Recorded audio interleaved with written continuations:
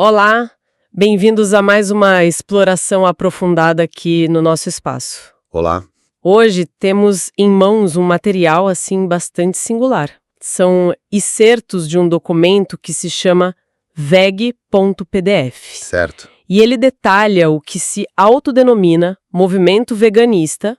O texto o posiciona como uma entidade metapolítica de terceira posição, sabe? Uhum. A fundação é atribuída a um nome, Pablo Adolfo Santa Cruz de la Vega. Ok. E a descrição que o próprio documento dá é forte, viu? Coisa como estratégia psicossocial de liberação coletiva e, assim, sem meias palavras, um novo nacional-socialista. Olho direto ao ponto, então. Exato. Então, o nosso objetivo aqui é analisar estritamente o que esses excertos dizem. Entender como o documento descreve a ideologia, os símbolos, a história desse movimento. Importante essa parte do como o documento descreve. Sim, total. E vale mencionar que eles declaram uma inspiração na sabedoria hiperbórea de Luiz Felipe Moyano, que também é conhecido como Nimrod de Rosário. Uma figura conhecida em certos círculos esotéricos. Pois é. Bom, vamos desembrulhar isso. Perfeito. E olha, um ponto que chama a atenção logo de cara, que o documento já estabelece, é uma redefinição, assim, completamente inesperada do termo veganismo. Ah, isso é curioso mesmo. Totalmente. Esquece a dieta, sabe? O texto desvincula completamente da alimentação. Mas então, o que seria... Então, eles buscam uma etimologia própria. Ligam veganismo a vega, que eles interpretam como vale fértil. Vega vale fértil. Faz sentido etimologicamente, mas a ligação com o movimento... Aí que tá, eles associam isso à agricultura como a base da civilização. O fascinante aqui é observar como o documento constrói toda uma mitologia, uma etimologia particular, para dar base para a ideologia deles. Entendi. Uma narrativa própria. Exato. E usam até o mito de Caim e Abel para isso. Nessa releitura, Caim, o agricultor, é visto como o primeiro veganista. Caim, nossa. Sim, simbolizando povos agricultores e guerreiros, em uma oposição a Abel, que representaria os povos pecuaristas e sacerdotais, segundo essa visão bem particular deles. Que reviravolta na interpretação. Então, só para a gente recapitular os pilares que o documento apresenta, fundador Pablo Adolfo Santa Cruz de la Vega, Certo. inspiração central em Luiz Felipe Moyano, o Nimrod de Rosário, Isso. e a autodefinição como novo nacional-socialismo e metapolítico de terceira posição. Exatamente. E o texto vai além. Explica o que seria esse tal de veganismo metapolítico. E o que seria, segundo eles? Uma visão de sociedade nacionalista, né? Estruturada em cidades muradas, com uma elite guerreira bem destacada e a economia toda baseada na agricultura. Certo. Aqui é onde fica realmente interessante essa torção semântica toda em cima da palavra veganismo. É fundamental para eles, parece. Pega uma palavra que hoje todo mundo liga à dieta, né? E ressignifica totalmente para servir essa visão de sociedade agrária, guerreira, baseada nessa etimologia de vega que eles propõem. Exatamente. Essa engenharia de significado é um eixo central para eles. E não é só na etimologia que se apoia ou não. O documento descreve um uso muito forte da simbologia. Símbolos? Runas ancestrais, especificamente. Parece que isso é fundamental para a identidade que eles querem construir ali. Faz todo sentido essa conexão com os símbolos antigos para dar um peso, né? E o documento fala bastante disso mesmo. Vamos dar uma olhada primeiro na tal da aresta. O texto identifica como a runa Kenas. Kenas? Ok. Os detalhes que eles dão são bem específicos. Descrevem como um ângulo de 90 graus, dizem que foi usada como estandarte por povos antigos, tipo os espartanos. Uma ligação com Esparta. E o texto diz que a pronúncia seria ar. Daí eles conectam isso rápido com a palavra ário, Ah, claro. que eles interpretam como os que comandam, e daí para a aristocracia, amarrando tudo a um ideal guerreiro, né? Uma construção bem direcionada. E tem mais, uma ginástica de transliteração. O documento afirma que a Kenas se converte no V do alfabeto latino. V? Como assim? Pois é. E a partir daí, eles sugerem que toda palavra com V carrega uma carga semiótica ligada ao significado original da aresta. Dão até exemplo. Qual? A palavra virgem, descrita textualmente como uma manifestação simbólica da runa Kenas. Nossa. Chegam a associar isso a Palas Athena, chamando-a de a aresta espartana. Usam toda essa teia de significados para justificar por que o movimento veganista adotou a Kenas como estandarte. Uma rede de associações bem complexa. E imagino que não seja a única runa importante para eles. Não mesmo. Ao lado da Kenas, o texto dá um destaque enorme para a runa Odal. Odal. E qual o papel dela? É apresentada como a runa de iniciação veganista e, de forma ainda mais direta, como o estandarte do que o documento chama de Novo NS neste Kairos. No VNS, eles não escondem a referência. E esse Kairos? Parece indicar o momento oportuno, decisivo, para essa nova manifestação que eles propõem. Para entender a Odal, o documento é bem claro. Tem que ir direto na obra do Moiano. Ah, volta pro Nimrod de Rosário? Sim, citam o mistério de Belicena Vilca e os fundamentos da sabedoria hiperbórea. Mencionam também a serpente, um tratado de semiótica rúnica, atribuído a um tal Germán Grum de Quiroga, que usava o pseudônimo Lupus Felis. Então a chave está nesses livros. Segundo o texto, sim. A afirmação central é que toda a obra do Moiano teria sido feita para desvendar a metafísica da runa Odal. Ela seria a chave tanto da sabedoria hiperbórea quanto do próprio movimento veganista. Entendi. E um ponto que o documento reforça muito é que esse conhecimento é iniciático. Iniciático. O que isso quer dizer na prática? Quer dizer que não é algo que se resuma fácil ou que se acha em qualquer lugar.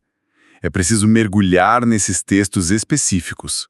Por isso, o texto direciona quem se interessa para as obras do Moiano e para os livros doutrinários do próprio movimento. Quais livros seriam esses? Citam Veganismo Ato Estratégico, Manifesto Veganista e Metaética Psicologia Social. A ideia é que só aí se encontra o aprofundamento real. Essa característica iniciática é interessante. Implica que, segundo eles, para entender mesmo tem que aderir, talvez? Ler tudo aquilo? É a implicação que fica no ar, né?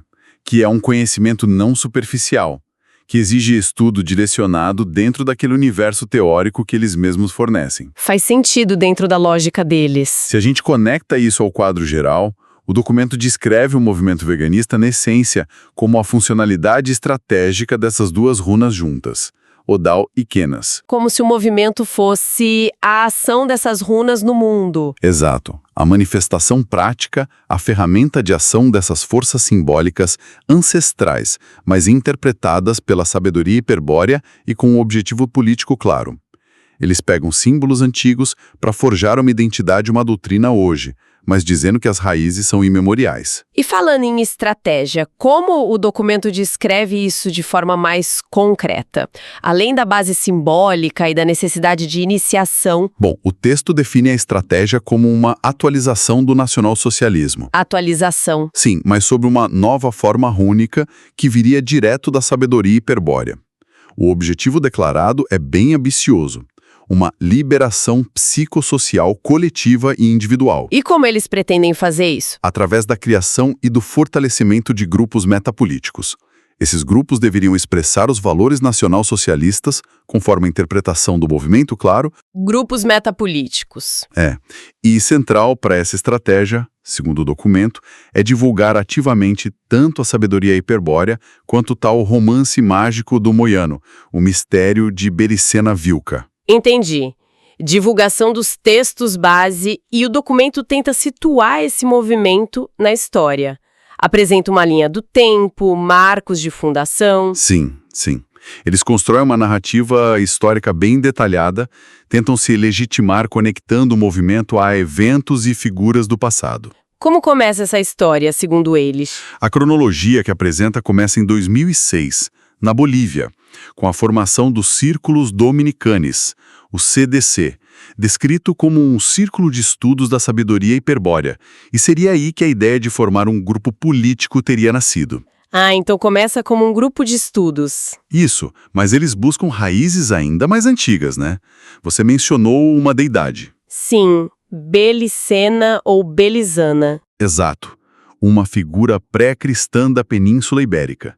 Segundo o documento, ela teria sido depois assimilada pelo cristianismo como a Virgem de La Vega, padroeira dos agricultores. Olha a conexão com Vega de novo. Aí mesmo, essa figura vira um símbolo central para eles. A narrativa continua.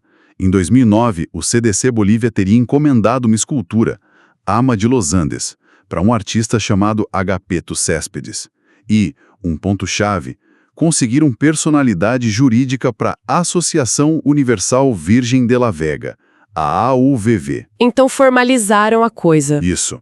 Essa associação é descrita como a base legal e estrutural para o futuro movimento veganista. E a conexão política que o documento reivindica? Algo sobre uma falange. Exatamente. Eles estabelecem um elo com a Falange Socialista Boliviana, a FSB, um partido fundado por Óscar Unzaga de la Vega em 1937. Unzaga de La Vega, o mesmo sobrenome do fundador do movimento veganista. Pois é, o texto descreve a FSB como inspirada no nacionalsocialismo da Falange Espanhola e como uma força antiliberalismo e anticomunismo na Bolívia. Unzaga foi assassinado em 1959. E aí entra o Santa Cruz de La Vega. Segundo o documento, sim. Pablo Santa Cruz de la Vega, baseado em preceitos da sabedoria hiperbórea, que diria que o símbolo da origem se transmite por linhagem materna, teria decidido redirecionar esse legado. Como assim? Em vez de continuar como falange unzaguista, ele propôs a continuidade como falange veganista. A fundação oficial dessa falange veganista é situada em meados de 2009, logo depois de publicarem em 2008 o livro Veganismo, La Muralha de los Invisibles. E mencionam até um grupo de dança. Mencionam a Diablada Veganista como parte das atividades iniciais. Mostra uma tentativa de incorporar elementos culturais locais desde o começo. Uma trajetória bem articulada, no papel pelo menos. E como o documento descreve o desenvolvimento depois disso? A expansão. O período de 2010 a 2012 é descrito como de reestruturação. Novas edições dos livros doutrinários, lançamento do Manifesto Veganista. A expansão mesmo teria começado a partir de 2012. Impulsionada por quê? Por uma estratégia de difusão chamada Projeto OVNIs. Projeto OVNIs? Que curioso. Sim, e o documento faz alegações bem expressivas sobre o alcance disso.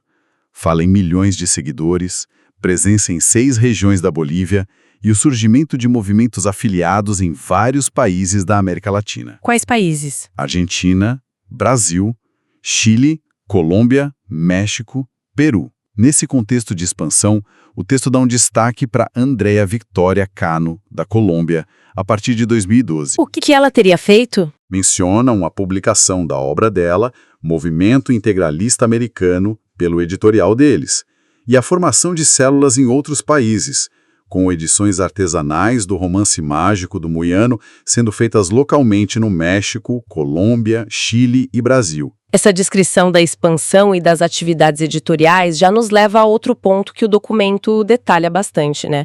A produção cultural e as atividades de divulgação. Parece ser uma parte bem grande do esforço dele, segundo o texto. Sem dúvida, a descrição é extensa, cobre muitas frentes, e isso levanta uma questão importante sobre como, de acordo com este documento, o movimento usa sistematicamente várias formas culturais, editorial, audiovisual, rádio, performance, como ferramentas para construir sua identidade e espalhar sua mensagem ideológica específica. Como funciona essa estrutura editorial que eles descrevem? Eles chamam de Editorial de la Casa de Tarsis. No começo, o foco seria editar artesanalmente os livros doutrinários do próprio movimento, tipo Metaética, Psicologia Social. Edição artesanal. Mas o documento dá mais importância à edição também artesanal do Romance Mágico do Moiana, falam em 3 edições e de um catálogo grande, umas 45 obras que eles classificam como de revisionismo histórico e cultural. Revisionismo? Sim.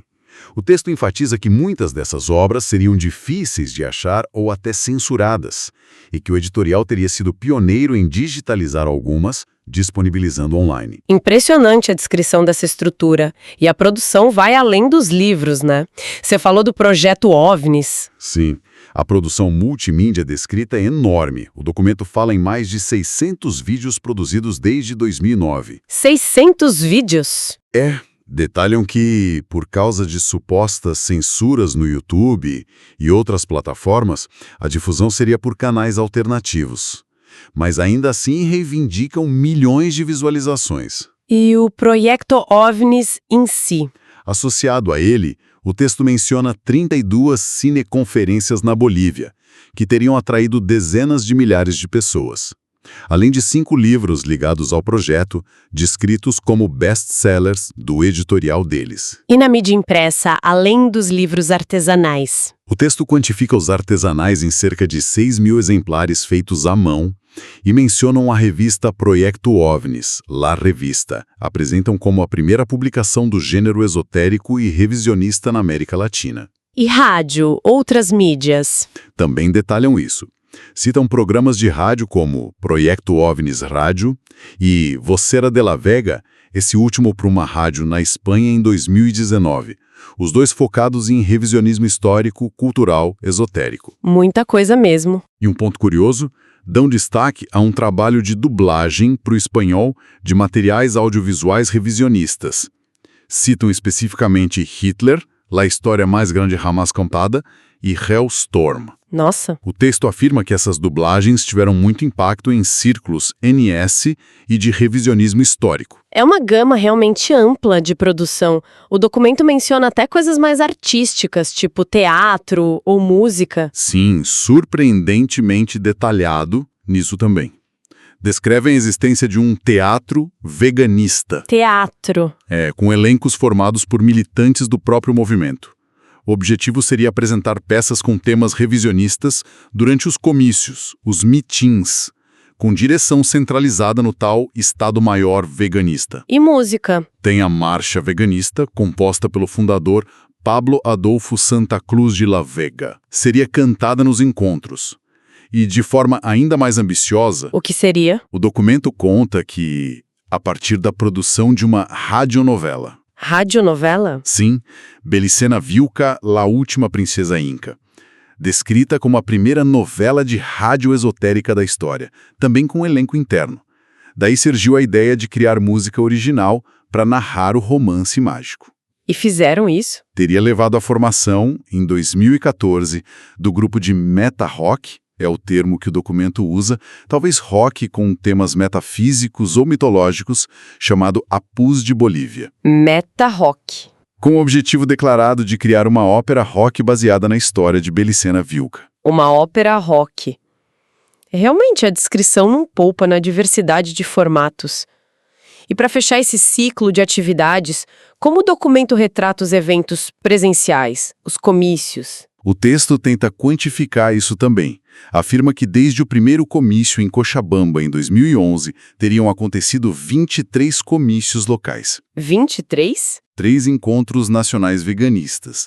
E em 2019, um primeiro encontro internacional veganista que teria tido representantes do Chile e do Brasil. Então eles buscaram se internacionalizar também nos eventos. Segundo o texto, sim. Essa lista detalhada toda editorial, vídeo, rádio, teatro, música, eventos, pinta um quadro, conforme descrito no documento, de um esforço bem grande e multifacetado para construir e espalhar a identidade e a ideologia do movimento, usando muitos canais culturais e de comunicação. Então, o que tudo isso significa, né? Ao olhar esses trechos do VEG.pdf, o que emerge é a descrição de um movimento, o veganista, que se apresenta com uma origem definida, uma ideologia bem complexa, que mistura simbologia rúnica, uma interpretação muito particular da história da agricultura, Uma mistura bem específica. e uma autoproclamação como novo nacional-socialismo, além da conexão forte com a figura e a obra do Luiz Felipe Moyano. Certo. O documento detalha também o que seria a estrutura organizacional deles, desde círculos de estudo até uma associação formalizada. E, de forma bem notável, uma rede extensa e diversificada de produção cultural e atividades de divulgação. É impressionante a abrangência descrita. É fundamental a gente reforçar. Toda essa nossa análise se baseou exclusivamente nas informações que estão nesses excertos que a gente teve acesso sobre o movimento veganista. É como ele mesmo se descreve neste documento. Precisamente. O que esses excertos mostram é a descrição cuidadosa da construção de uma narrativa. Exato. Uma narrativa que, segundo o próprio texto, busca entrelaçar de forma bem complexa elementos de esoterismo, as runas, a sabedoria hiperbórea, com um revisionismo histórico que eles mesmos declaram e um ativismo que se define como metapolítico, com inspiração direta e assumida no nacionalsocialismo. A forma como eles descrevem a reinterpretação de mitos, o uso estratégico de símbolos, até a mudança no significado de palavras. É marcante no material, sem dúvida. E para a gente fechar com uma reflexão provocada diretamente pelo que a gente leu aqui, considerando essa descrição tão ampla, tão detalhada da produção cultural de livros, vídeos, rádio, música, teatro, que o movimento alega realizar, que pensamentos surgem sobre o papel efetivo que a arte e os meios de comunicação podem ter na construção, na coesão e na disseminação de ideologias que se colocam à margem ou até em oposição frontal às correntes de pensamento dominantes, assim como a gente vê descrito neste documento específico, né? Para uma melhor compreensão desse tema, recomendamos a leitura do livro O Mistério de Belicena Vilca, cujo link de download está fixado na descrição deste vídeo.